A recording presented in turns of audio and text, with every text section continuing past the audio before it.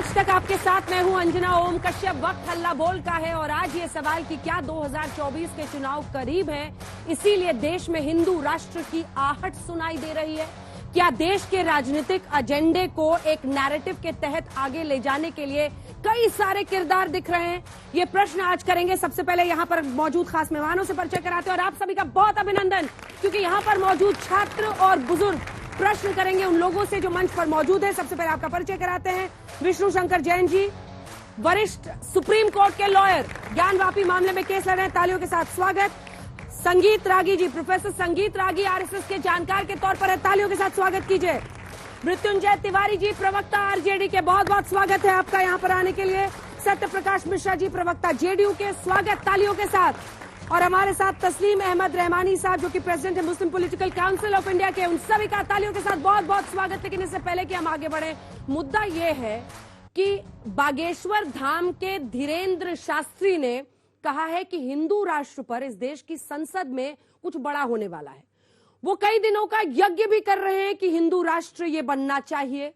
इसी के साथ योगी आदित्यनाथ, उत्तर प्रदेश के मुख्यमंत्री, ये कह रहे हैं कि हिंदू राष्ट्र था, हिंदू राष्ट्र है, हिंदू राष्ट्र रहेगा। इधर नीतीश कुमार से जब आज हिंदू राष्ट्र पर सवाल पूछा गया तो उन्होंने कहा कि ये बिल्कुल बकवास, ऐसा हो सकता है। वहीं असदुद्दीन ओवैसी इस पूरे मुद्दे पर आग बबूला है। अब इससे पहले कि हम आगे बढ़े, आपको जल्दी से अपनी ये रिपोर्ट दिखाते हैं और फिर ये सवाल पूछते हैं कि क्या राजनीतिक एजेंडे के तहत हिंदू राष्ट्र का मुद्दा उठाया जा रहा है। हिंदू राष्ट्र का मतलब हमें किसी धर्म से या पंथ से, धर्म तो सिर्फ सनातन है। भारत को हिंदू राष्ट्र बनाना बहुत आवश्यक है। बागेश्वर धाम के पीठाधीश्वर धीरेन्द्र शास्त्री ने सबसे पहले हिंदुस्तान को हिंदू राष्ट्र बनाने की बात कही थी। उसके बाद हिंदू राष्ट्र को लेकर सियासत लगातार बढ़ती गई। अब बिहार के सीएम नीतीश कुमार कह रहे हैं कि अगर कोई हिंदू राष्ट्र की बात करता है तो वो देश को बर्बाद कर रहा है। किसी की बात को सुनना नहीं चाहिए। अगर कोई करना चाहता है तो सब उल्टा पुल्टा काम करना चाहता है, देश को खत्म करना चाह रहा है। इसलिए संभव ही नहीं है, जो भी देश है किस तरह से उन्होंने सबको बताया और अंत में उनकी हत्या तक कर दिया। मेरे पूर्वजों की गलती यही थी ना कि धर्म के आधार पर हुआ, तो पूरा पॉपुलेशन अगर चला गया होता पाकिस्तान, उधर से चले आए होते इधर, तो आज ये दुर्दशा नहीं होता। लेकिन मेरे पूर्वजों से बहुत बड़ी भूल हुई। भले ही नीतीश कुमार हिंदू राष्ट्र की बात को नकार रहे हों, लेकिन बागेश्वर धाम के संकल्प को समर्थन भी मिल रहा है। साधु संत उनके साथ खड़े हैं और सियासी गलियारे से भी समर्थन की आवाज सुनाई दे रही है। एक ऐसा देश है जिस देश का कोई मजहब नहीं है, आप कैसे कह रहे हैं? और कैसे सरकारें खामोश बैठी हैं इस बारे में? बताइए, आप कैसे खामोश बैठे? हम तो पूछ रहे हैं कि सरकार खामोश क्यों बैठ रही है? मैं तो पार्लियामेंट में कहा था कि कोई महीना नहीं जाता जब यहां पर इस तरह की बकवास, अनाप शनाप और धमकी और डराने की बातें की जाती हैं। कैसे आप कह सकते हैं कि इस देश को ऐसा बना देंगे? कैसे बनाएंगे आप? कि ओवैसी जी कई बार ना अज्ञानता की बातें करने लगते हैं। उनको पता नहीं है 124 संशोधन हो चुके हैं। तो जो संविधान के संशोधन होता है वो देश के चुने हुए प्रतिनिधियों के द्वारा किया जाता है, जिनकी संख्या सबसे ज्यादा जिस पक्ष में होती है वैसे संविधान का संशोधन होता है। अब वो वैसे जी ऐसा सोचते हैं कि लगता है पहली बार संशोधन होगा। जिस दिन भी हो, जब भी हो, हमारी भी कल्पना है कि भारत हिंदू राष्ट्र था, है और रहना चाहिए। बागेश्वर धाम से निकली हिंदू राष्ट्र की आवाज अब सियासी गलियारों में भी सुनाई दे रही है। जब कोई दुश्मन नहीं मिलता है तो मुगलों की बात करते हैं। अब मुझे बताओ, मुगलों के तो मुसलमान तो उनका जिक्र नहीं करते हैं जितना ये लोग जिक्र करते हैं, जैसे उन्हीं की औलाद है। हाँ? है ना? मतलब बाप दादा का कौन जिक्र करता है ज्यादा? जो औलाद होती है, बाकी तो नहीं करते हैं ना। तय मानिए कि अभी शोर और तेज होगा। छतरपुर से रवीश पाल सिंह के साथ आज तक ब्यूरो। हिंदू राष्ट्र का एजेंडा, विष्णु जी आपके साथ शुरू करें। क्या सिर्फ एक चमकाने के लिए एक एजेंडा है ये 24 के पहले? मुझे ऐसा लगता है कि हिंदू राष्ट्र का एजेंडा कोई चमकाने की बात नहीं है। ये 100 करोड़ हिंदुओं की दिल में धड़कती हुई बात है और ये एक लीगल बात है। और मैं ये बात आपको पर्सपेक्टिव में रखना चाहता हूं। लीगल है? आर्टिकल 368 भारतीय संविधान का आर्टिकल 368 वो रिपील करने की संविधान को पावर देता है। फ्रांस में संविधान 5 बार बदला जा चुका है। कोई भी संविधान शाश्वत नहीं होता है। अगर आज इस देश की बहुसंख्यक समाज चाहता है कि नया संविधान बने, उस संविधान में जिसमें वफ एक्ट ना हो, वो संविधान जिसमें प्लेसेस ऑफ वर्शिप एक्ट ना हो, तो क्या हमें ये राइट नहीं इस बात की बात करने का? मतलब संविधान ही बदल दे देश का? बिल्कुल बाबा साहब अम्बेडकर को भूल जाएं? नहीं, नया संविधान बदलने की बात नहीं कर सकते हैं। और नया संविधान कैसा हो ये भी तो संवैधानिक बात है। एक हम नया विजन देना चाहते हैं, नई चीजें लाना चाहते हैं। 70 साल हो चुके हैं, देश की आशाओं और आकांक्षाओं को ये संविधान पूर्ति नहीं कर रहा है, तो उसके लिए डिबेट भी ना करें। और अगर ये बात करें तो लोगों को जेल में ठूस दिया जाए। मैं तो खुद केसेस लड़ रहा हूं, जिन लोगों ने हिंदू राष्ट्र की मांग की है, बात कही, उसको हेट स्पीच के दायरे में लाके उनको जेल में ठूस दिया गया। 3-3 महीने 6-6 महीने लोग जेलों में रहे। धीरेन्द्र शास्त्री को देखिए, अब नई कार्रवाई घूम रहे हैं, वो इतने बड़े-बड़े आयोजन कर रहे हैं, कौन जेल में डाल रहा है? मैं वही कह रहा हूं, नई कार्रवाई की गई, ये मेरा लुकआउट नहीं है, पर जहां पे कार्रवाई हुई वहां पे मैंने केसेस लड़े। मृत्युंजय जी देखिए अंजना जी, ये हम लोग कहते हैं सारे जहां से अच्छा हिंदुस्तान हमारा, इसलिए कहा जाता है कि दुनिया में सबसे अच्छा अगर ये कोई देश है तो हिंदुस्तान है। और उस देश के संविधान को, लोकतंत्र को, उसको अगर कोई छेड़छाड़ करके बदलना चाह रहा है तो ये तो दिख ही रहा है। जो आपने कहा कि 2024 को लेकर के ये बात हवा दी जा रही है। हम पूछना चाहते हैं कि जो संविधान को बदलने की बात कह रहे थे हमारे माननीय न्यायालय के अधिवक्ता महोदय, आप बताएंगे, अब कहेंगे कुछ दिन के बाद आपकी सर्वोच्च न्यायालय के ऊपर भी एक न्यायालय बना देना चाहिए। हर चीज को आप बदलना चाहते हैं। सरदार वल्लभ भाई पटेल जी को तो मानते हैं हमारे आदरणीय प्रधानमंत्री जी, उन्होंने क्या कहा था हिंदू राष्ट्र पर? ये पागलपन है, ये क्या बकवास की बातें हो रही है देश में, ये कहां ले जाना चाह रहे हैं देश को? नौजवान के पेट में भूख लगी है, किसान परेशान है, इस पर बात नहीं हो रही है। संविधान बदलने की चिंता हो रही है। नौजवान पूछ रहा है कि 9 सालों में 18 करोड़ हमारा नौकरी कहां है, तो आप कह रहे हैं संविधान बदल देंगे। जिनके पेट में, सीने में आग लगी है, भूख लगी है ना, उनसे जाकर पूछिए। और जिस हिंदू की ठेकेदारी की आप बात कर रहे हैं, ये हिंदुओं को डराने की कोशिश हिंदुस्तान में कोई नहीं कर सकता। ये धर्मनिरपेक्ष देश है, ये हमारा हिंदू, मुस्लिम, सिख, ईसाई हम सब हैं भाई भाई। ये हमारा मूल मंत्र है, इसीलिए हिंदुस्तान हमारा सबसे अच्छा है। अंजना जी, मैं एक सवाल पूछने, उन्होंने कहा कि ये धर्मनिरपेक्ष देश है।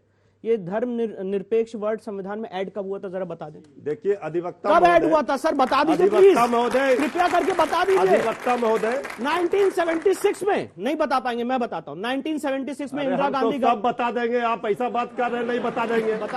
बता दीजिए ना, मैं तो पूछ रहा हूँ। आप अगर अधिवक्ता बन गए, धर्म निरपेक्ष है तो कब ऐड हुआ था सेक्युलर वर्ड संविधान में, बताइए सर। आपको हम एक सवाल का जवाब दे रहे हैं। मैं तो अब मुझे बोलने नहीं देंगे, खुद बताइए अभी आपने क्या कहा। नहीं, वो कह रहे हैं कि ये देश हिंदू मुस्लिम भाई भाई का है। अच्छा, क्या आप सेकंड क्लास सिटीजन्स बनाना चाहते हैं इस देश में मुसलमानों को? क्या समझते हैं कि हिंदू राष्ट्र में मुस्लिम सेकंड ग्रेड सिटीजन होगा? क्या मैंने ये बात कही? तो फिर इसका पर्पस क्या है? हिंदू राष्ट्र का मतलब क्या हो जाएगा? अच्छा ठीक है, क्या बदल जाएगा? मैं बता रहा हूँ, क्या बदल जाएगा, क्या हो जाएगा, हिंदुओं को क्या फायदा? मुझे मौका दीजिए, मैं बता रहा हूँ। ये बदल जाएगा कि जो वक्फ के नाम पे इस देश में लूट मची हुई है वो बदल जाएगा। ये बदल जाएगा कि कर्नाटका में एक बाबा और हजारों ऐसे मंदिर जो अक्वायर हो गए हैं, जो अपनी चप्पलें घिस रहे हैं कोर्ट में, क्या हमारे मंदिर ना अक्वायर करिए, धर्म के हिसाब से देश चले, वो बदल जाएगा। आप ये मुझे बताइए, वो हिंदू राष्ट्र बनने से बदलेगा? बिल्कुल, वो तो अभी केस लड़े, अभी कोर्ट में करें, सरकारें उस पर एक्शन लें। मैं बता रहा हूं, हिंदू राष्ट्र का मतलब होता है आध्यात्मिक राष्ट्र, justice to all, appeasement to none. Ram Rajya की कल्पना है हिंदू राष्ट्र की। हिंदू राष्ट्र का मतलब ये नहीं होता, मैं फिर से बहुत जिम्मेदारी से कहना चाहता हूं कि यहां पे हम किसी के खिलाफ कोई बात कर रहे हैं या किसी को सेकंड ग्रेड सिटीजन बनाने की बात कर रहे हैं, पर धर्म के हिसाब से देश चले, मैं उस चीज की बात कर रहा हूं। एक कमेंट ले रहे हैं अंजना जी, दिक्कत इन लोगों की ये है कि ये भारतीय दर्शन के जितने सिद्धांत हैं वो भूल चुके हैं। महोपनिषद में एक बहुत सुंदर श्लोक है जो सब लोग गाते गुनगुनाते हैं, अयम निजः परो वेति गणना लघु चेतिशाम उदार चरिताम तु वसुधैव कुटुंबकम। मतलब जो ये कहता है ये मेरा है, ये तुम्हारा है, वो क्षुद्र बुद्धि वाले, संकुचित मन वाले लोग कहते हैं उदार चरित में पूरी सृष्टि और पूरा धरती हमारा परिवार है। विवेकानंद जब 11 सितंबर 1893 को शिकागो की पहली धर्म संसद में बोल रहे हैं तो कितने गर्व से कहते हैं कि मुझे गर्व है कि मैं उस धर्म से आया हूं, मैं उस हिंदू धर्म से आया हूं जिसने संसार को सार्वभौमिकता और सहिष्णुता का पाठ पढ़ाया और दुनिया के तमाम हिस्सों से जो सताए हुए लोग जिस भी धर्म के थे उसको हमने स्वीकार किया और वो हमारी संस्कृति में रच बस गए। इनकी दिक्कत क्या है कि एसआर बोम्मई का जो फैसला है 1994 का सुप्रीम कोर्ट का अधिवक्ता महोदय है, उन्होंने स्पष्ट कहा है कि सेक्युलरिज्म इस देश की संविधान की मूल भावना है, इससे कोई छेड़छाड़ नहीं हो सकता। ये जो हिंदू हिंदू का झुंझुना चुनाव आते आते बजाते, कभी योगी जी बजाते हैं, कभी कोई भी इनका नेता बजाता रहता है, वास्तविकता यह है कि विकास की दरों में जो गिरावट इनकी होती है, जो चुनाव में वादा करके जाते वो जब पूरा नहीं कर पाते हैं तो इंटू मिंटू चिंटू जैसे संत खड़े होते, झुंझुना हिंदू हिंदू का बजा देते। इस देश में कभी एक अजीब स्थिति है, कुछ लोगों से डराते हैं आप कि हिंदू बहुत खतरे में है।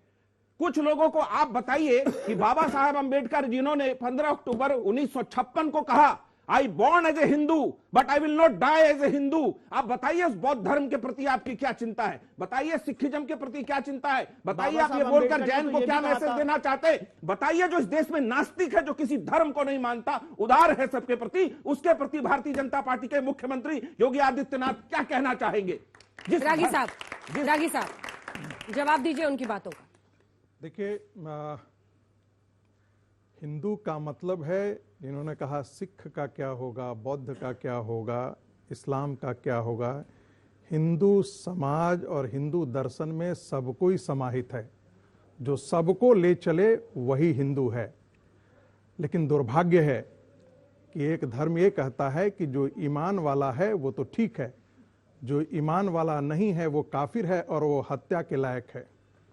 अब आपके साथ समस्या यह है कि ऐसे विवेकानंद जी को कोट किया गया, विवेकानंद जी ने यह भी कहा कि हिंदू समाज से एक व्यक्ति यदि बाहर जाता है तो हिंदू समाज की एक संख्या सिर्फ नहीं घटती है, हिंदू समाज का एक दुश्मन खड़ा होता है। विवेकानंद ने यह भी कहा कि इस्लाम एक ऐसा धर्म है जिसके बाकी धर्म उसके लिए दुश्मन है, यह भी विवेकानंद ने ही कहा। गांधी ने भी कहा एवरेज मुस्लिम इज ए बुली। एक समय अफगानिस्तान भी हिंदू बहुल था, एक समय ईरान भी हिंदू बहुल था, जिसे पाकिस्तान देखते हैं वह भी हिंदू बहुल था, और जो बर्मा, जो आप ये बांग्लादेश देख रहे हैं वो भी हिंदू बहुल था। आप गुलाबों की वाटिका को क्या कहते हैं? गुलाब की वाटिका कहते हैं, और उसमें यदि बबूल खड़ा हो जाए तो वो कुछ दिन बाद उसको बबूल की वाटिका कहना शुरू करेंगे। ये हिंदू धर्म, ये हिंदू संस्कृति है, ये हिंदू सभ्यता है, ये हिंदू राष्ट्र है, क्योंकि हमारे पूर्वजों ने जिस धर्म, संस्कृति और सभ्यता का यहाँ बीजारोपण किया और जिस सभ्यता को नर्चर किया वो हिंदू है, उसकी प्रकृति हिंदू है जो सबको साथ ले चलती है। लेकिन इसका पाला एक ऐसे धर्म से पड़ा है जो दूसरे धर्मों को काफिर मानता है, जो दूसरे धर्मों को इसीलिए इलाका बन जाता है। और नीतीश कुमार लेकिन जो उनका सवाल था, हिंदू राष्ट्र बन जाने से क्या पेट की भूख मिट जाएगी? दूसरी बात, क्या नौकरी लग जाएगी बच्चों को? ना तो मुस्लिम राष्ट्र बन जाने से नौकरी लग जाती है। मुस्लिम राष्ट्र बन रहा है? सीरिया बना करके क्या बोल रहे हैं आप? सीरिया बना क्या बोल रहे हैं? तिवारी जवाब लूंगी, आप दोनों से लूंगी, बीच में नहीं, जवाब दीजिए मेरे सवाल का। मैं बताता हूँ क्यों डराते हैं हिंदुओं? मैं बताता हूँ क्या है। कौन बना रहा है? आज बांग्लादेश का एक हालात देख रहे हैं। आज बांग्लादेशी मुसलमानों के बसने के कारण पूरी बंगाल की डेमोग्राफी बदल गई है, आसाम की डेमोग्राफी बदल गई है, और नीतीश जैसा नेता जो अपनी सत्ता के लिए गिरवी रख दिया है बिहार की पूरी राजनीति को, सारा मुसलमानों को सीमांचल में बसा करके, तब भी गिरवी थी जब बीजेपी से गठबंधन किया, लालू और इनकी पार्टी तब भी गिरवी थी, लालू और इनकी पार्टी ने बसा करके बर्बाद कर दिया है। सांप्रदायिक व्यक्ति अगर इस तरह की बात करेगा, नीतीश कुमार को इस बारे में कह रहे कि मुसलमानों के पास गिरवी, ये कोई तरीका है क्या? मुसलमान इस देश का नागरिक नहीं है क्या? आप वैसा बनाना चाहते हैं? हो रहा है। देखिए नीतीश के आदमी को देखिए, बांग्लादेशी मुसलमानों के लिए इनको दर्द हो रहा है, बांग्लादेशी मुसलमानों के लिए दर्द हो रहा है। अच्छा ठीक है, अब आप दोनों चुप हो जाइए। रहमानी साहब, सवाल यह है कि जब योगी आदित्यनाथ कहते हैं कि हिंदू राष्ट्र था, है और रहेगा, तो वो एक मानस, एक चेतना की बात कर रहे हैं। अगर था पहले से तो नहीं है ना डिक्लेयर्ड, वो कह रही कि ये सिर्फ एक सोच है। तो फिर दूसरे समुदाय से भी ओवैसी टाइप लोगों को डराना नहीं चाहिए सबको कि ये हिंदू राष्ट्र बन जाएगा। मुसलमानों को डराने की भी एक पूरी दुकान चलती है इस देश में। देखिए, मुझे सबसे पहले तो इस बात पे फख्र है कि जिस देश में मैं रहता हूं उस देश में मृत्युंजय जी भी रहते हैं और उस देश में आप भी रहते हैं कि जब इस्लाम और मुसलमानों को कोई गाली देता है तो मुझे बोलना नहीं पड़ता, वो बोल के जवाब दे देते। ये इस देश की ब्यूटी है जो दुनिया में कहीं है। दूसरी बात, हिंदू राष्ट्र था, हिंदू राष्ट्र है, हिंदू राष्ट्र रहेगा, ये एक भाषण है। और अगर ये भाषण है तो मैं ये कहूंगा कि 2024 के लिए देश में विकास एजेंडा होने नहीं जा रहा, हिंदू राष्ट्र वर्सेस सेकुलर राष्ट्र होने जा रहा है। मुझे आपत्ति नहीं है, उस पर भी आपत्ति नहीं है, आप ले आइए मैनिफेस्टो में, इसको ले आइए, लेकिन ये सवाल अपनी जगह रहेगा। मैंने आज से 6-7 साल पहले मुस्लिम इंटेलेक्चुअल्स की एक मीटिंग भागवत जी के साथ हुई थी और भागवत जी के सामने भी ये सवाल रखा था। मुझे हिंदू राष्ट्र पे कोई एतराज नहीं है, लेकिन आपको बताना पड़ेगा कि हिंदू राष्ट्र का मॉडल क्या होगा। क्या वो यूके होगा, या वो म्यांमार होगा, या वो चाइना होगा, या वो ईरान होगा, या आप कोई नया मॉडल बनाएंगे। हमको कॉन्स्टिट्यूशन में किस किस्म की चेंजेस लानी होंगी, इन सवालों का जवाब देना होगा। सिटीजनशिप स्टेटस क्या होगा, डायलॉग करना पड़ेगा, स्टेक होल्डर्स को आइडेंटिफाई करना पड़ेगा, मल्टी लेयर जो है डायलॉग होगा, एजेंडा सेट करना पड़ेगा। वो सारी बातें आपकी बात समझ में आ गई। एक प्रश्न है आपसे, एक काउंटर क्वेश्चन है रहमानी जी। महमूद मदनी जब खड़े होकर धर्मों के बीच एक लड़ाई छेड़ देते हैं कि इस्लाम धर्म सबसे पुराना है और इस्लाम धर्म को, क्या आपको नहीं लगता है उसी टोन में आपको उनकी भी बुराई करनी चाहिए? अगर देखिए, आपने शुरू में एक लफ्ज बोला असदुद्दीन अवैसी साहब के बारे में, आग बगूला होना। एक फंक्शनल डेमोक्रेसी में और सेकुलर डेमोक्रेसी में एक डिबेट जब शुरू हो रहा हो तो किसी को आग बगूला होने का हक नहीं है। डिबेट पे पार्टिसिपेट कीजिए। और ये रीजन है कि मैंने अरशद बदरी की भी मुखालफत की। आप महमूद बदरी कह रही हैं, ओम और अल्लाह कहा कि एक है। इस किस्म के लोग, आपको बात पसंद नहीं आई। इस किस्म के लोग, संगीत रागी की तरह के लोग मुसलमानों में भी है, ईसाइयों में भी है, सिखों में भी है। देश को इन्हीं से दोनों से जवाब एड्रेस करना चाहता हूँ। यदि ओम और अल्लाह एक ही है तो सारे मस्जिदों के आगे ओम लिख दीजिए ना, बराबर हो जाता है। मैंने तो लिख दीजिए, मैं तो इसको एग्री नहीं करता। मैं तो इसको एग्री नहीं करता। जब हम यहाँ पे आज साहब ने कहा, जब आज हम यहाँ पे एक थ्योरेटिकल बहस कर रहे हैं तो मुझे लगता है कुछ पर्सपेक्टिव्स में मुझे चीजें रखनी चाहिए। सबसे इंपॉर्टेंट बात यह, मैं ये सवाल पूछना चाहता हूँ, मूलभूत सवाल। मेरे यहाँ भाई ने कहा कि मुझे एसआर बोमई के केस से दिक्कत है।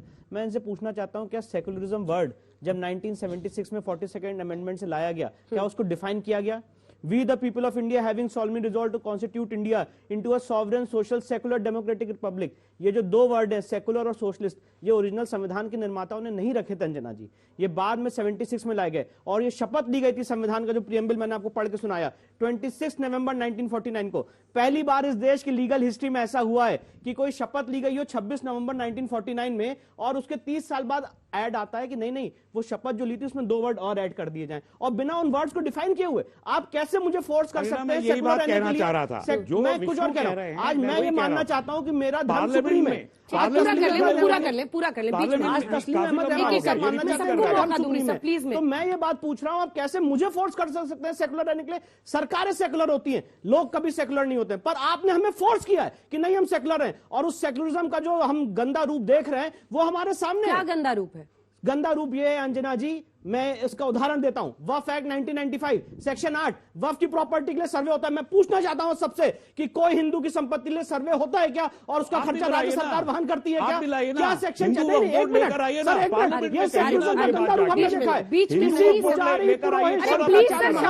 पब्लिक सर्वेंट का दर्जा दिया गया क्या? नहीं दिया गया है। वक्फ एक्ट में सेक्शन 101 में पब्लिक सर्वेंट का दर्जा दिया गया है, और जब यह दर्जा दिया जाता है तो इस सेक्युलरिज्म का जीता जाता उदाहरण हो जाता है। अगर कोई वक्फ की संपत्ति कैप्चर की जाती है, ये वक्फ की डिबेट नहीं है, वक्फ पे बहुत सारी बातें कही जा सकती हैं। उनको हटाने के लिए ऑर्डर दे सकता है। क्या ऐसी कोई पावर हिंदू समाज के लोगों के लिए है क्या? मैं पूछना चाहता हूं। प्लेसेस ऑफ वर्शिप एक्ट 1991 लाके आपने लोगों को कोर्ट जाने का रास्ता बंद कर दिया। पिछले 30 साल से हम लोग न्यायालय में लड़ रहे हैं, ये कहते हैं कि एक्ट अनकॉन्स्टिट्यूशनल है। आज तक इस बारे में कभी कोई चर्चा, फाइनल डिसीजन नहीं आया। नहीं, देखिए एक सेकंड रहमानी साहब, ठीक है, देखिए वक्फ बोर्ड वाले मुद्दे से आप भाग नहीं सकते हैं, क्योंकि जो हिंदू पक्ष है वो अपनी पूरी दलील ही उसी पर करते हुए वक्फ बोर्ड एक के ही issue है बराबर क्या में वक्फ सुनिए बोर्ड? अरे तो भाई, सर, बहुत सारे इशू हैं। थोड़ा हिम्मत रखिए आप सर। अगर वक्फ बोर्ड सनातन बोर्ड की मांग कर रहा है, आप बात सुनिए। कीजिए ना हिंदू राष्ट्र पे। आप आ जाइए यहाँ पर। मैं हिम्मत से खड़ा हूँ आ हिंदू जाइए राष्ट्र पे सर, बात करने थोड़ा सा के रुक लिए। जाइए। आप बात कीजिए, जवाब दीजिए आप उनकी हिंदू राष्ट्र बातों को को। वो कह डैमेज रहे क्यों कर हैं, रहे हैं? सुनिए सर, उनका मूल यह है कि इस सिर्फ देश में आप दशकों एक सीरियस इशू को नॉन तक सीरियस सेक्युलर के नाम डिबेट से पर भागते हैं आप इस तरीके से। मुस्लिम अपीजमेंट होता रहा। करेक्ट। और इसी वजह से वो जो एक कनेक्शन भी आप मौजूदा सरकार की नीतियों का देश की जनता के साथ देखते हैं, क्योंकि बहुत लोग ये मानते हैं कि मुस्लिम अपीजमेंट हुआ है गलत वोट है ये बैंक के बिल्कुल। लिए। सेक्टर कमेटी की रिपोर्ट बताती है। और आज का आ जाइए सर, आ जाइए। हम तो नहीं कह रहे कि इस्लाम में जो कट्टरपंथी है, जो हिंदू, ये क्या चाहते हैं? आप आग लगाना चाहते हैं, लोगों को लगाना चाहते हैं? जाकर के बागेश्वर धाम में बैठिए, वहां पर वचन दीजिए। मैंने तो अपनी बात बाबा बन क्लैरिफाई की जाइए आपके आप लिए। सर्वोच्च आपके लिए न्यायालय में- रुक जाइए, उनको बोल, मैं जवाब देने दूं, पूरा कर दीजिए। अधिवक्ता महोदय सर्वोच्च न्यायालय में अधिवक्ता है, देश के सबसे बड़े न्यायालय में जी, कम से कम उनका भी सम्मान कीजिए। अगर आप ये बात कह रहे हैं तो कम से कम इतने लोगों हैं, इसी में से फैसला कर लीजिए कि कौन लोग चाहते हैं कि रोज तलवार बांटे और हिंदू मुस्लिम लड़ाई करे, रोज दंगा मैंने तो करे। बात कही कौन नहीं। चाहते हैं? मैं भी नहीं आप चाहता क्या हूं। चाहते हैं? मैं भी नहीं चाहता आप हूं। क्या चाहते हैं? आप ही मैं बता बताना दीजिए चाहता हूं कैसे- मैं क्या चाहता हूं। ये आप देश- सुनिए तो। नहीं तो आप क्या बोल रहे हैं? आप बोल रहे हैं संविधान को बदल देना चाहिए, आपने कहा। बिल्कुल मैं हमने कह तो रहा हूं, नहीं मैं कहा। दोबारा कह रहा आपने कहा- हूं, मैं दोबारा तो कह रहा हूं कि आप- संविधान को बदलने की नीड है।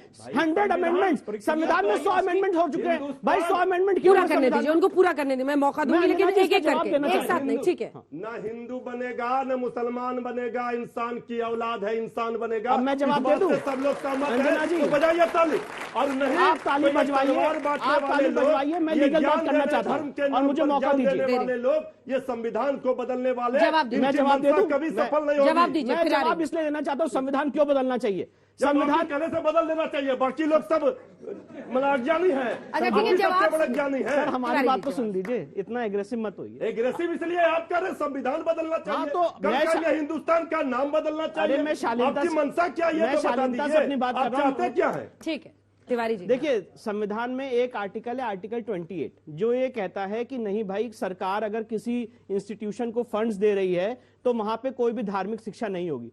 पर वहीं पे इसी संविधान ने आर्टिकल 30 सब क्लॉज 1 लाया, जिसमें यह कहा कि माइनॉरिटी के एजुकेशनल इंस्टीट्यूशंस बनेंगे और उसको अगर सरकार फंड देती तो वो अपने धार्मिक शिक्षा भी दे सकते हैं। मैं पूछना चाहता हूं, ये कंट्राडिक्टरी बात नहीं है क्या? मैं पूछना चाहता हूं, जो सरदार वल्लभ भाई पटेल ने कहा था कि संविधान में माइनॉरिटी राइट्स नहीं होने चाहिए, और इन्होंने आप सरदार वल्लभ भाई पटेल को वोट किया। मैं पूछना चाहता हूं, सरदार वल्लभ भाई पटेल ने कहा था कि अगर ये माइनॉरिटी राइट्स इतने इंपॉर्टेंट है और ये माइनॉरिटी इतने वेल लीड है और जिन्होंने अपना देश बना अरे लिया, तिवारी जी, आपको माइनॉरिटी राइट्स नहीं मिलने चाहिए। ऐसी बात कर रही है, सुप्रीम कोर्ट में नहीं बात हो रहा है। आप तर्क से बात कीजिए ना। अरे वो लॉयर है, अच्छी बात है ना, तर्क दे रहे हैं, तू मैं नहीं कर रहे हैं, तर्क दे रहे हैं ना, आप अपना तर्क दीजिए ना, ठीक है। मैं तो उनको बोलने तो दीजिए। इतना बोल दिया, अब क्या अच्छा, उसके बाद जवाब- मैं तो संविधान में अच्छा, पूरा करने दीजिए, उसके बाद एक एक करके। अंजना जी, मैं संविधान में कंट्रडिक्शंस बता रहा हूं, और मुझे जरा ये बताइए, मुझे प्रश्न पूछने का हक भी नहीं है क्या?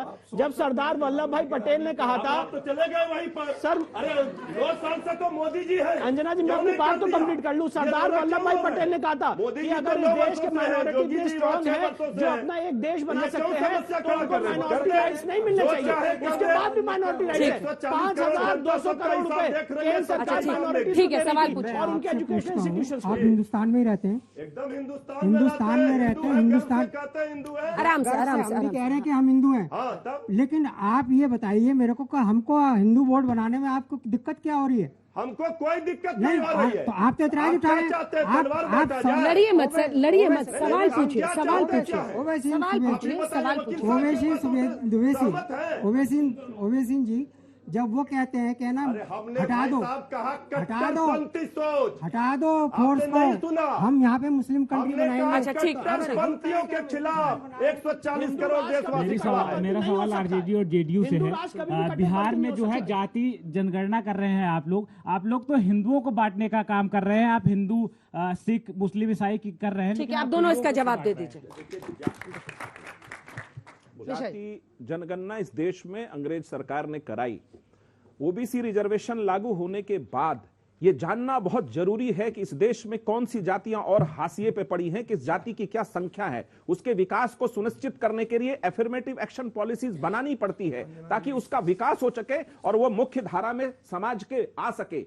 क्या और सोचे, अगर क्या आप करेंगे जाति अगर सर? समाज की सच्चाई है और आप उसको गिनना नहीं चाहते हैं, तो तकलीफ यह है कि उस जाति की समस्या को, उसके जीवन की समस्याओं को आप एड्रेस नहीं करना चाहते हैं। इस देश में 10% आरक्षण आर्थिक आधार पर भी लागू हुआ, उस समय भी अलग अलग जातियां उसमें शामिल हुई। यह भी जानना पड़ेगा कि आर्थिक आधार पर कितनी जातियां पिछड़ी हैं जिसको 10% आरक्षण का लाभ मिल सके। ये कारण है कि दो बिहार काउंटर सरकार प्रश्न ने- है मेरे। अंजना जी, सामाजिक न्याय की ये सरकारें 1990 से बिहार में है, जी। तो आप लोग कर क्या रहे थे इतने साल? और सामाजिक अन्याय की दूसरा सरकारें प्रश्न, दूसरा अंजना प्रश्न जी, सर, प्रश्न सुन लीजिए सर, प्रश्न दोनों का जवाब है कि आप ही को देना है जवाब।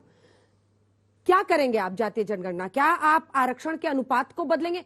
क्या मतलब 30 साल 35 साल सरकारों में रहते हैं, फिर कहते हैं कि नहीं हम सामाजिक समानता ला पा रहे हैं, हम अब जातीय जनगणना करेंगे। क्या करेंगे? आरक्षण अनुपात बदलेंगे? अंजना जी, कैसे इंश्योर करेंगे कि जो फायदा उठा रहे हैं वही फायदा ना उठाते रह अंजना जी, जाए? आप उसी प्रदेश से आती हैं। जातिगत नरसंहार उस प्रदेश की पहचान बन गई थी। सोचिए कितनी सामंतवादी ताकतें रही होंगी जो हर गांव और हर गलियों में मारे जा रहे थे लोग, और बड़ी संख्या में मारे जा रहे थे। उस चुनौती को स्वीकार करते हुए पहले कानून व्यवस्था का राज स्थापित हुआ, उस जातिगत संहार को बंद कराया गया और उस जाति में नई सोशल इंजीनियरिंग लाई गई। और विकास का दर आपको भी पता है कि बिहार का 11.3%। इंडिया टुडे तो आप पढ़ती होंगी। समावेशी विकास में 2022 में, 2021 में और 20 इस बार जो आपका दिसंबर का आया उसमें टॉप में है। समावेशी विकास में बिहार पहले स्थान पर है। इस बात पर तो ताली बजाइए कि पिछड़ा राज्य आगे बढ़कर के खड़ा हुआ है। तो जाति जनगणना लोग करेंगे, नहीं बजा रहे हैं ताली सर, कुछ तो जाति वजह जनगणना होगी। करेंगे, जाति आप जनगणना बताइए। नहीं, तो ये तो पता चलेगा ना कौन कितना किस स्थिति में। मैं जब जब शो करती हूँ पूछती हूँ बिहार से आए कितने बच्चे हैं, और अनेकों हाथ उठते हैं, क्योंकि बिहार आज से- भी लोगों को नहीं, उच्च हर शिक्षा के लिए प्रदेश से बच्चे, दूसरे हर राज्यों की तरफ मुंह देखना पड़ता है। हर प्रदेश से और ये सबसे बड़ी दुविधा है, चाहे वो पत्रकारिता हो, ब्यूरोक्रेसी हो, हर जगह पर अपना झंडा गाड़ते हैं बिहारी, बिल्कुल लेकिन गाड़ते जब हैं। उनको मौका मिलता है वहां मौका नहीं मिलता। और दशकों के राज में सामाजिक न्याय की बात करने वालों ने ऐसा नहीं उस है, राज्य के साथ नहीं लेते हैं। सबसे ज्यादा नाइंसाफी की है। लड़कियों को स्कूल तक भेजा जवाब गया, दीजिए। महादलित को लोन देकर के उनका विकास किया जा रहा है। अंजना जी, एक समय ऐसा था, पॉल प्लेबी की रिपोर्ट आई थी जब Bihar was the best govern states, लेकिन जो सामाजिक न्याय के ताने बाने को जो चलने वाले लोग हैं, इन्होंने विकास को सारा बर्बाद कर दिया। बिहार में पहले 28 इंडस्ट्रियल एरिया हुआ करते थे, आज जाकर के इंडस्ट्री की हालत देखिए। कौन था मुजरिम बिहार का? अरे आप भी बिहार के हैं ना? नीतीश कुमार हीरो है या मुजरिम है? आप उनके पिछले बिहार लग्गू का बन के मुजरिम सरकार लालू बनाई था, बीजेपी बिहार ने। का मुजरिम नीतीश। दोनों बीजेपी क्या कर रही थी? दोनों बीजेपी सरकार में बंसी बजा रही थी। यही कारण है। चलिए छोटे छोटे प्रश्न लेते हैं, फिर जवाब लेंगे। हाँ, जो मुख्य मुद्दा है इस डिबेट का, मैं हाँ, उसके हिंदू ऊपर सवाल राष्ट्र, हाँ। सवाल पूछना चाहूंगी कि 50 से अधिक इस्लामिक देश है, क्योंकि वो मुस्लिम बहुल देश है, तो अगर एक हिंदू बहुल देश हिंदू राष्ट्र बनने जा रहा है तो उसमें क्या समस्या है? एक साथ जवाब आप मिश्रा जी जवाब। मुझे जवाब देने दीजिए इसका। ठीक है, मैं लेती बहुत हूँ। रेलिवेंट बात है। भारत को भी सीरिया और अफगानिस्तान बना देंगे उस जिस दिन मुस्लिम इस्लामिक देशों राष्ट्र की बन जो गया उस दिन। हालात है वो देखिए वहाँ फिर डराना शुरू। हम डराना नहीं, सच्चाई मीडिया सच्चाई से नहीं है। से सच्चाई बता लोग बैठे हैं। आपको, सच्चाई जवाब बता से- रहे हैं। जवाब लोगों को बोलिए। देखिए उन मुस्लिम राष्ट्रों की स्थिति आप देखेंगे, उनका ह्यूमन राइट वायलेशन। अफगानिस्तान आप चले जाइए, बांग्लादेश चले जाइए, कभी एक ब्लॉगर को मार दिया गया वहां। तो ये फेनेटिसिज्म, किसी धर्म के आधार पर राजनीति जब होती है तो उन्मादता बढ़ती है। और भारत एक उदारवादी राष्ट्र हमेशा इतिहास से रहा है। विवेकानंद ने इसको सऊदी कोड भी अरेबिया दिया। बहुत prosperous देश है। भारत धर्म अब इस्लामिक निरपेक्ष टेररिस्ट- राष्ट्र था। अब इस्लामिक- अच्छा, ठीक है, बीच में- नेपाल हिंदू बहुल, नेपाल हिंदू बहुल राष्ट्र है, क्यों नहीं वहाँ हो जाता है? ये इस्लामिक राष्ट्र में ही क्यों होता है? अच्छा ठीक है, एक इस्लामिक सेकंड। राष्ट्र अब में अब क्या अब होता है लगातार ऐसी चीजें? 1 2 3 4 5 6 प्रश्न होंगे, उसके बाद आप लोग जवाब दीजिएगा प्लीज। तिवारी जी से बात कर दी, आप सारी लाल पीली आंखें उंगलियां इधर कर रहे हैं, इधर भी करके देखिए ना जरा, एक दफा इधर भी करके देखिए। नहीं, इधर भी करके नहीं, ये तो इन्हीं के साथ अच्छा ठीक है, ठीक है, ठीक इन्हीं के साथ मिलकर के सत्ता चला रहे हैं, कैसे इधर करेंगे? लेकिन हम खड़े इसके बावजूद इतनी आज उंगलियों के आरक्षण में बावजूद इतनी भी। जातियां हैं, वो इतने पैसे वाले हैं, वो कहते हैं हम पिछड़ी जाति होने में भी नीचा महसूस करते हैं, तो जो जाति के आधार पर तो कुछ भी नहीं होना चाहिए। ठीक है। मेरा सवाल सर आपसे है, प्रोफेसर साहब से। सर आपने कहा कि इस्लाम जो है बाकी धर्मों को अपना दुश्मन मानता है, तो सर जो हिंदुस्तान के अंदर 20-22 करोड़ मुसलमान रहते हैं, क्या आप उनको अपना दुश्मन मानते हैं?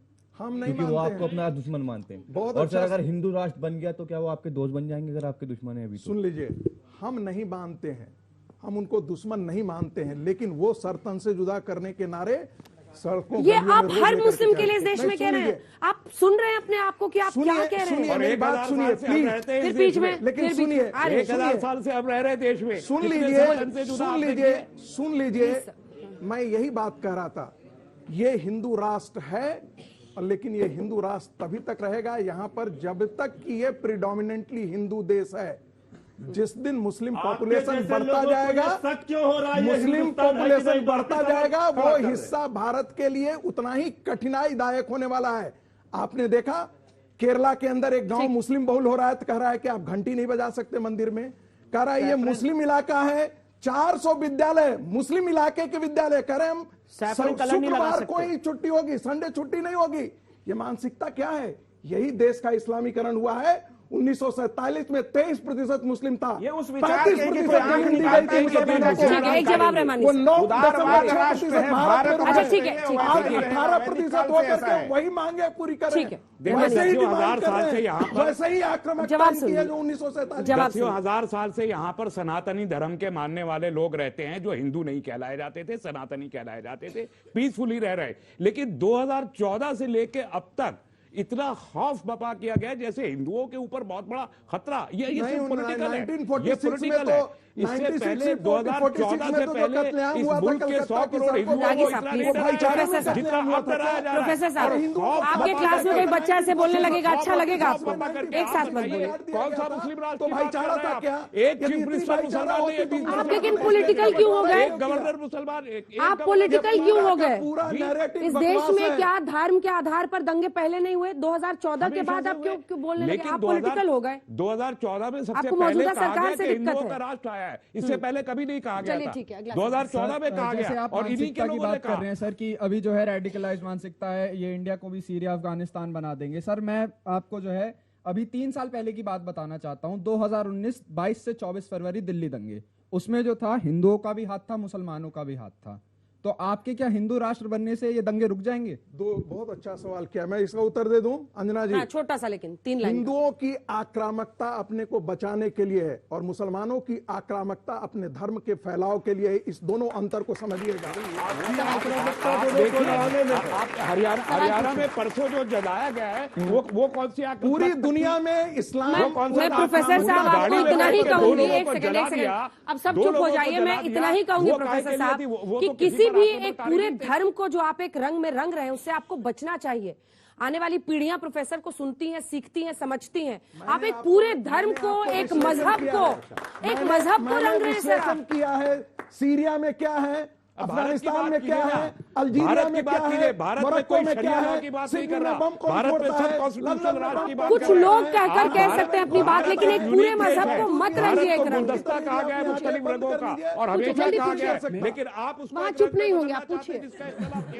मेरा सवाल रहमानी सर से है। मैं उस भारत का नागरिक हूँ जहाँ पे लोग एक दूसरे को आदाब भी कहते हैं, सलाम भी कहते हैं, सत श्री अकाल भी बोलते हैं और नमस्ते भी कहते हैं। लेकिन मेरा प्रश्न सिर्फ ये एक है कि जब भी कोई हिंदू जुलूस निकलता है, यात्राएं निकलती हैं, वो बड़ी शांतिप्रिय तरीके से निकलती हैं, उनमें ना कोई दंगा फसाद होता, लेकिन एक हमेशा एक विशेष तबका ही होता है जो उन जुलूसों पर पत्थर फेंकता है। लेकिन फिर भी मैं ये नहीं कह रहा कि वो पूरा इस्लाम धर्म इसके खिलाफ, वो पूरा इस्लाम इसमें इंक्लूड है, लेकिन वो इस्लाम के कुछ लोग हैं। कई जगहों पर ऐसी घटनाएं होती हैं और ये नहीं होना चाहिए। हाँ। बहुत कब्ज हो गई है। आप 2014 के बाद ही ये सब सुनना शुरू किया, इससे पहले नहीं, आप कौन सी दुनिया में जी रहे हैं? इससे पहले नहीं आती थी खबरें। कौन सी दुनिया में जी रहे हैं सर? हवा में बातें नहीं करता मैं जहाँ पथराव हुए हैं वो पथराव दुर्गा जी। रहमानी साहब, आपने एक काल्पनिक दुनिया बना रखी है, भारत में ही जीते हैं ना, गलत कह रहे हैं।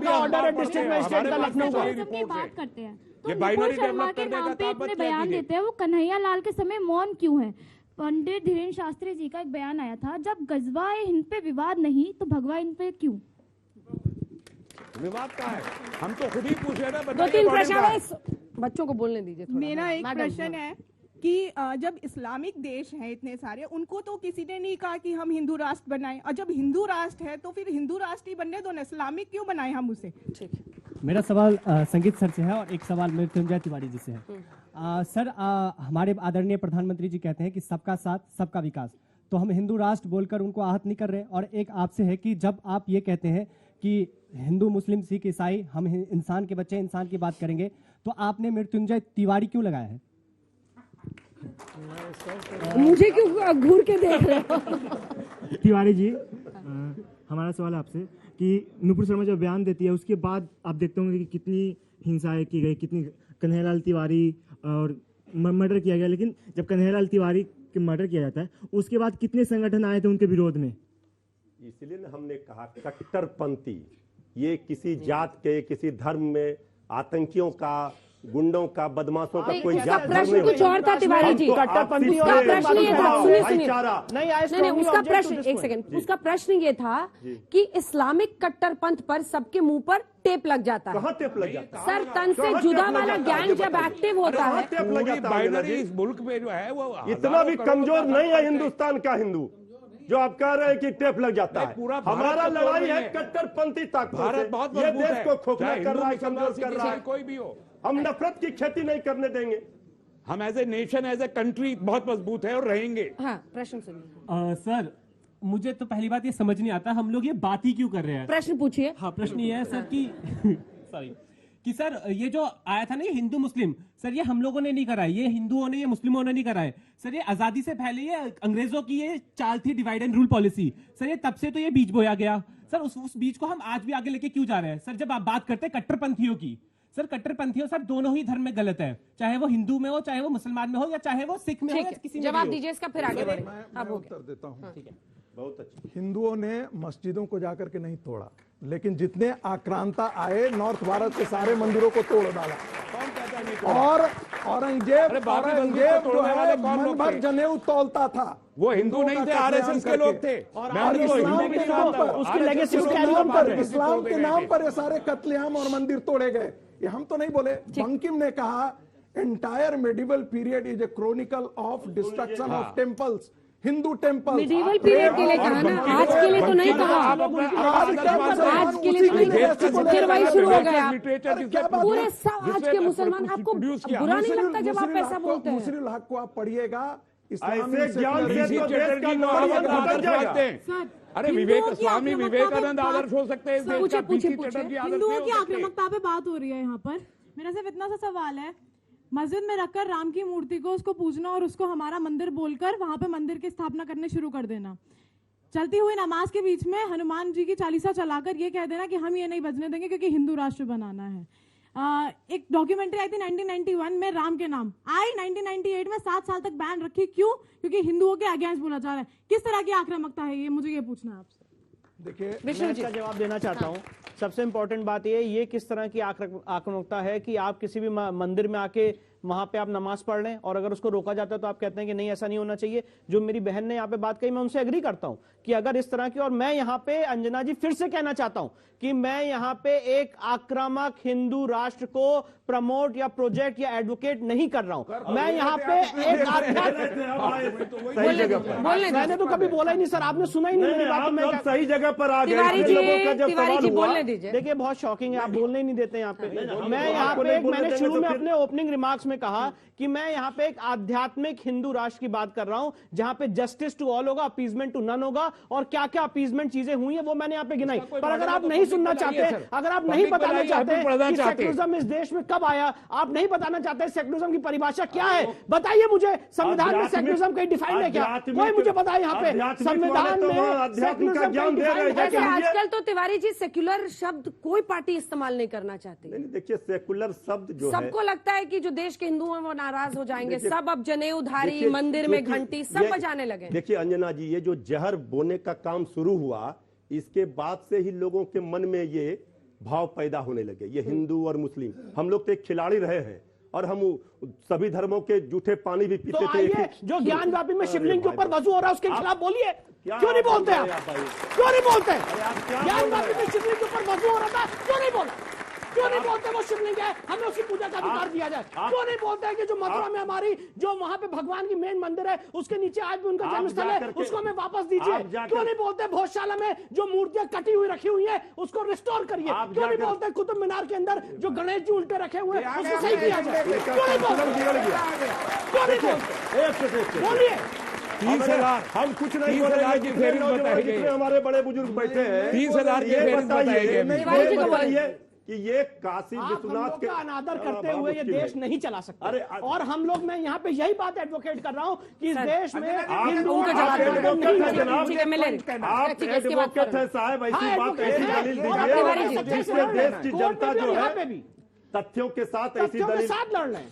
बड़ा मुश्किल नहीं लड़ने तथ्यों के साथ। मैं तिवारी जी को बता रहा हूँ, आप बताइए ना, मुझे बोलिए, मैं बोलता हूँ। वफ़ एक्ट का सेक्शन 8 सही है कि गलत है? बोलिए, पढ़ा है कि नहीं? वफ़ एक्ट का सेक्शन 40 सही है कि गलत है? वफ़ एक्ट का सेक्शन 53-54 सही है कि गलत है? सेक्शन 101 सही है कि गलत है? 107 सही है कि गलत है? अरे अंजना जी एक बात बोलना चाहता हूँ, अंजना जी एक बात बोलना चाहता हूँ, अब जवाब बोलना चाहता हूँ, जल्दी से एक बात बोलना चाहता हूँ। भैया, इस देश का बंटवारा धर्म के नाम पे हुआ।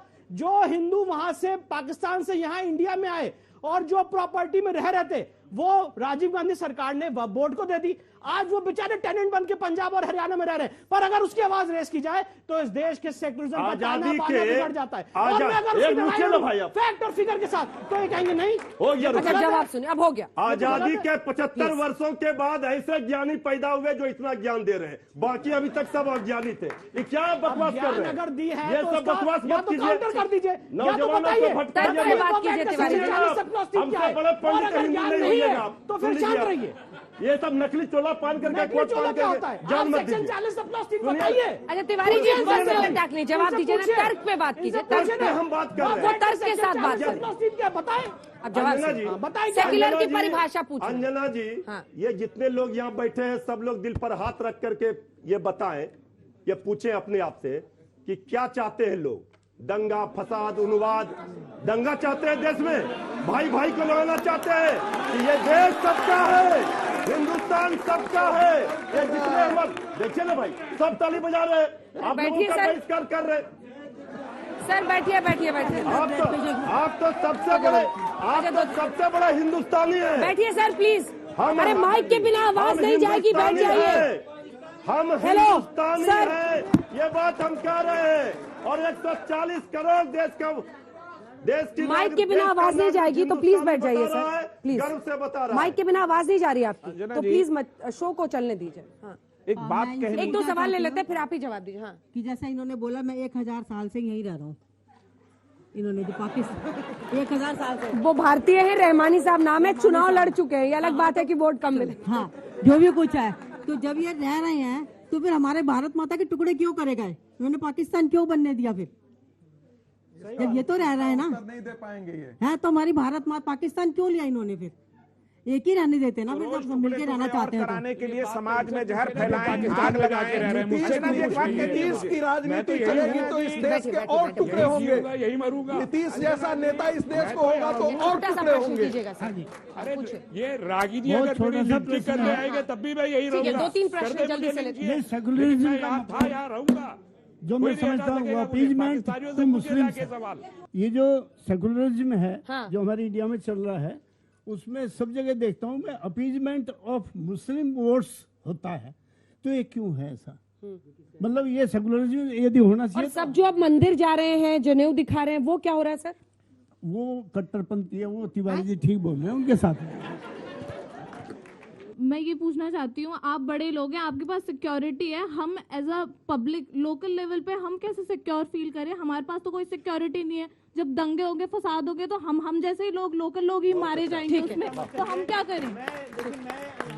मैंने फिर से बोला कि मैं यहाँ पे किसी भी तरह की वायलेंस को एडवोकेट नहीं कर रहा हूँ। आप उनको बोलने नहीं दे रहे। समस्या है, बहुत बड़ी समस्या है। तिवारी जी यार शायद विचलित हो गए मेरी बातों से, ज्यादा ही विचलित हो गए, इसलिए बोलना ही नहीं दे दिया। ये अच्छी स्ट्रैटेजी है कि बोलना ही मत दो। मैं ये कह रहा हूँ मेरी बहन को कि आप चिंता मत करिए, जो हम लोग यहाँ पे बातें एडवोकेट कर रहे हैं बिना वायलेंस के।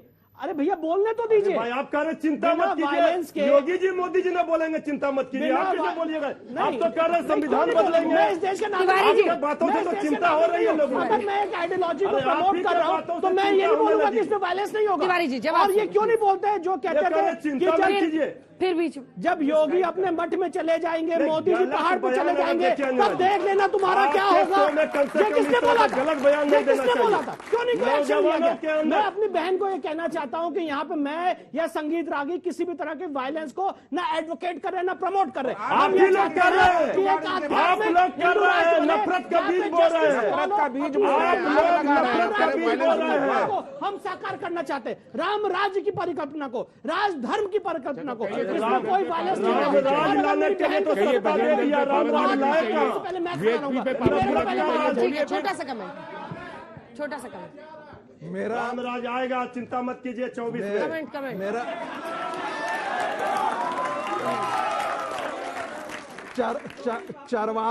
चरवाहा विश्वविद्यालय से रामराज नहीं आ सकता। आएगा तो वो भी नहीं बना पाए, ये तो वो भी नहीं बना पाए। दूसरी बात, ये तो वो भी नहीं बना पाए। देखिए कितना विश्वविद्यालय बिहार में सरकार में थे बना। फिर आपकी बारी में वो बोलेंगे क्या? नहीं, ये क्या चरवाहा विद्यालय का क्यों नाम नहीं है? अब हिंदू राष्ट्र पर नहीं बोल पाए तो चरवाहा विद्यालय पर यह राजनीतिक डिबेट होगा, राजनीतिक काउंटर कर दीजिएगा। चरवाहा पर ही बात कर रहे हैं। टाइम खत्म हो रहा है, जल्दी। एक भी फैक्ट और फिगर का लॉजिकल जवाब नहीं दे पाए। बात कर रहे हैं के बीच में करने के अलावा सिर्फ इसी के साथ इस बहस का अंत करते हैं। आप सभी का बहुत धन्यवाद, तालियों के साथ आप सभी का बहुत बहुत अभिनंदन हमारे साथ इस बहस में शामिल होने के लिए। देश दुनिया की बाकी खबरों के लिए आप देखते रहिए।